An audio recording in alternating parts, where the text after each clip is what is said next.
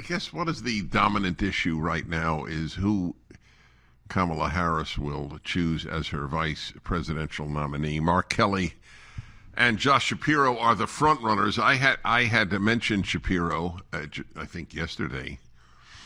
He is from Pennsylvania, a very important state for Democrats and Republicans to win. And he presents a moderate face for a radical party. Mark Kelly, I am less acquainted with. I know he's married to Gabby Gifford, the congresswoman who was shot years ago, you may recall, in Arizona.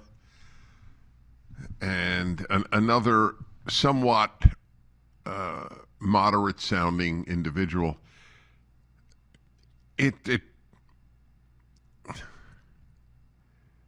I'm choosing my words carefully here because I don't want to attack these individuals as such, but you have to understand that moderate faces of destructive forces are destructive people. They may be kind and sweet and sincere and all yummy, goody things, but they do as much harm as the Rashida Tlaibs and AOCs and Bernie Sanders of the party. What they do is they enable the really bad human beings to wreak destruction and havoc in our society. Every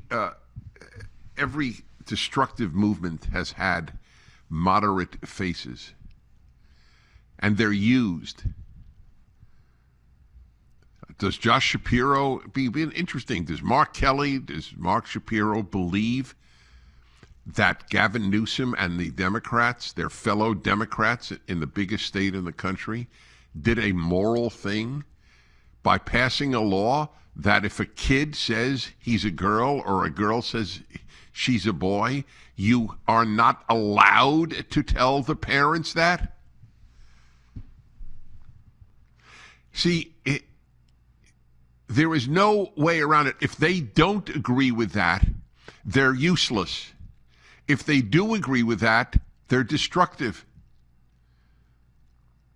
But nobody will ask them this. I'm sure that Donald Trump would not pose this question in a debate with Kamala Harris. That alone is so vile in the eyes of most Americans, including a good chunk of Democrats, that should invalidate the Democratic Party, period, end of issue. There are certain things that are so evil that they should disqualify a party, but it doesn't. So, these guys are, moderates, but they have no effect. All they do is enable. That's what they should be called, the so-called moderates in the Democratic Party, enablers.